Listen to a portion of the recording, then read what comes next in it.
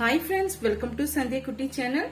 நம்ம சந்தியா குட்டி சேனல் மூலியமா இந்த மழை டைமுக்கு சிக்கனே இல்லாம உருளைக்கிழங்கு வச்சு ஒரு சூப்பரான 65 எப்படி செய்யுதுன்னு சொல்லிட்டு தாங்க நம்ம பார்க்க போறோம். அதுக்கு பாத்தீங்கன்னா 3 பெரிய சைஸ் உருளைக்கிழங்கு எடுத்துட்டு மேல் தோலெல்லாம் நான் ரிமூவ் பண்ணிட்டு இது போல இந்த அளவுக்கு பீஸுகளை கட் பண்ணிட்டு தண்ணியில நான் சேர்த்திருக்கேன். தண்ணியில நம்ம எதுக்காக சேர்த்திருக்கோம்னா அதுல இருக்கக்கூடிய அந்த மாவு சத்தெல்லாம் வந்து ரிமூவ் ஆயிடும். அப்படியே நம்ம சேர்த்து இருக்கிற உருளைக்கிழங்கு அப்படியே நமக்கு ஒயிட்டாவே கிடைக்குங்க. அதனாலதான் நம்ம தண்ணியில சேர்க்கிறோம். இதை எடுத்து அப்படியே நம்ம வேக வச்சுக்கலாம். இப்ப அதுக்கு ஒரு கடாய் ஒண்ணு வச்சுக்கிட்டுங்க, நம்ம எடுத்து வச்சிருக்க உருளைக்கிழங்க அப்படியே நம்ம சேர்த்து விட்டுக்கலாம். சேர்த்துட்டு இது முழுமையா வெந்து வரக்கூடாதுங்க, ஒரு 60% வந்து வெந்து வந்தாவே போதும். எந்த அளவுக்கு வெந்து வரணும் அப்படின்னு சொல்லிட்டு நான் காமிக்கிறேன். நானு பாருங்க, நம்ம சேர்த்து இருக்க உருளைக்கிழங்கு வந்து நல்லா வந்து கொதிச்சு வருது. ஒரு பாதி அளவுக்கு நல்லா குக் ஆயிட்டு வருது. இந்த ஸ்டேஜ்ல கொஞ்சமா நம்ம உப்பு சேர்த்துக்கலாம். உப்பு சேர்க்கும் போதுதான் அந்த உருளைக்கிழங்குல வந்து நல்லா உப்பு கலந்து வரும். சாப்பிட்றதுக்குமே நமக்கு நல்லா இருக்கும்.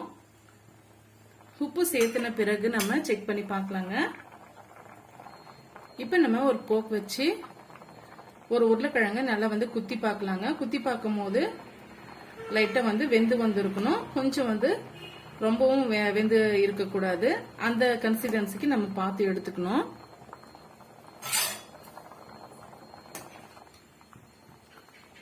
பாருங்க, இது போல உருளைக்கிழங்கு எடுத்து இது போல போக் வச்சு அழுத்தி விட்டோம்னா இது போல நல்லா வந்து இறங்கணுங்க. இப்ப நம்ம ஸ்டவ் ஆஃப் பண்ணிட்டு இதை நம்ம வடிகட்டிக்கலாம். அதிகமா வெந்து வந்துடக்கூடாதுங்க, ஏன்னா நம்மளால வந்து மிக்ஸ் பண்ண முடியாது.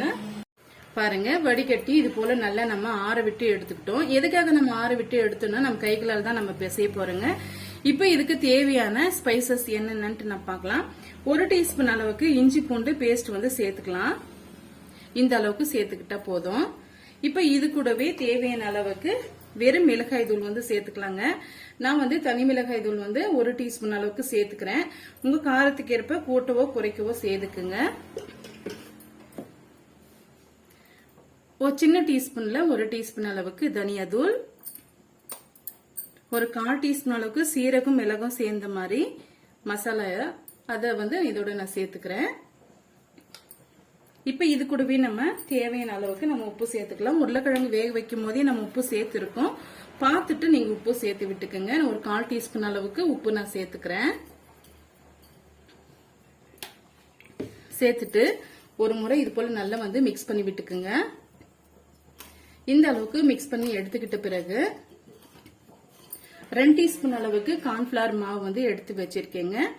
1 டீஸ்பூன் அளவுக்கு மைதா மாவு, 1 டீஸ்பூன் அளவுக்கு அரிசி மாவு எடுத்து வச்சிருக்கேன். இது அப்படியே நம்ம சேர்த்து விட்டுக்கலாம். சேர்த்துட்டு ஒரு முறை நல்லா வந்து பிசைஞ்சு கொடுத்துக்கலாங்க. இப்ப இது கூடவே தேவைப்பட்டதுன்னா ஒரு 1/2 டீஸ்பூன் அளவுக்கு கரம் மசாலா வந்து சேர்த்துக்குங்க. நான் வந்து ஒரு 1/2 டீஸ்பூன் அளவுக்கு கரம் மசாலா நான் சேர்த்துக்கிறேன். அப்பதான் வாசமா நல்லா இருக்கும். இல்ல சிக்கன் 65 மசாலா இருந்தாலுமே நீங்க ஆட் பண்ணிக்கோங்க. சேர்த்துட்டு இப்ப கொஞ்சம் கொஞ்சமா நம்ம தண்ணி தெளிச்சு பிசைஞ்சு விட்டுக்கலாம். ரொம்பவும் வந்து அதிகமா தண்ணி சேர்த்துட வேண்டாம். கொஞ்சம் கொஞ்சமா நம்ம சிக்கன் 65 நம்ம பிசையும் இல்லைங்களா, அந்த அளவுக்கு அந்த பக்குவத்துக்கு பிசைஞ்சு விட்டுக்கினாலே போதும். பாருங்க, இந்த அளவுக்கு நம்ம பிசைஞ்சு எடுத்தாச்சு. இப்ப இதை நம்ம பொரிச்சு எடுத்துக்கலாங்க. இப்ப பொரிச்சு எடுக்கிறதுக்காக நான் கடாய் ஒண்ணு வச்சுக்கிட்டேங்க. இப்ப நம்ம ஒவ்வொரு பீஸா வந்து நம்ம சேர்த்து விட்டுக்கலாம்.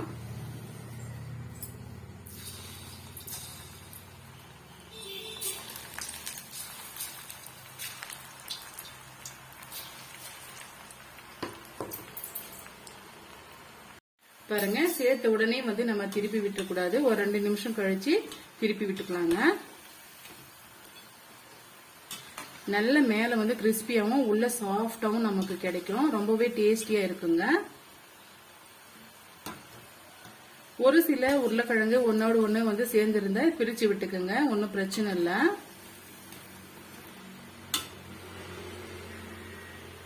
நல்ல பொரிஞ்சு வந்த பிறகு கொஞ்சமா நம்ம கருவேப்பிலை போட்டுக்கலாம்.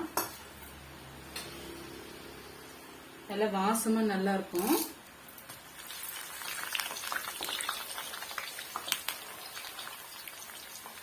இது கூட ஃபிளேவருக்காக 2 பச்சை மிளகாவை சேர்த்து விட்டுக்கலாங்க.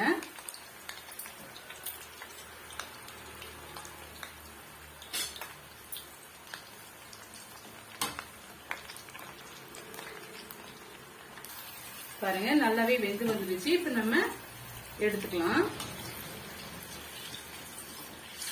இது உருளைக்கிழங்கு தான் நீங்க செஞ்சீங்களா அப்படின்னு சொல்லிட்டு யோசிச்சு பார்ப்பாங்க. அவ்வளோ டேஸ்டியா இருக்கும்.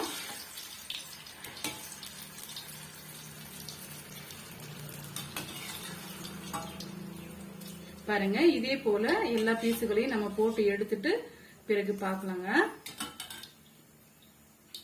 பாருங்க எல்லா உருளைக்கிழங்கும் நம்ம செய்து முடிச்சிட்டோம். சிக்கன் இல்லாத சமயத்துல இது போல நீங்க செய்து சமைச்சு சாப்பிட்டு பாருங்க. ரொம்பவே டேஸ்டியா இருக்கும். இத பாத்தீங்கன்னா தயிர் சாதத்தும் வெரைட்டி சாதத்தோட சேர்த்து சாப்பிடும் போது ரொம்பவே டேஸ்டியா இருக்குங்க. ரசம் சாதத்தோட சேர்த்து சாப்பிடும் போதும் ரொம்பவே அருமையா இருக்கும். இந்த உருளைக்கிழங்கு 65 ரெசிபி வந்து கண்டிப்பா உங்களுக்கு பிடிக்கும்னு நினைக்கிறேன். பிடிச்சிருந்தா மறக்காம சந்திக்குட்டி சேனலுக்கு சப்ஸ்கிரைப் பண்ணுங்க, லைக் பண்ணுங்க, ஃப்ரெண்ட்ஸ் அண்ட் ஃபேமிலியோட நிறைய ஷேர் பண்ணுங்க. தேங்க்யூ ஃபார் வாட்சிங். இது போல சிம்பிளான ரெசிபிஸ் பார்க்க நம்ம சேனலை ஃபாலோ பண்ண மறந்துடாதீங்க. நீங்க வந்து வேற ஏதாவது செய்யணும்னு நினைக்கிறீங்களா அப்ப நமக்கு ஷேர் பண்ணவும் மறந்துடாதீங்க. தேங்க்யூ.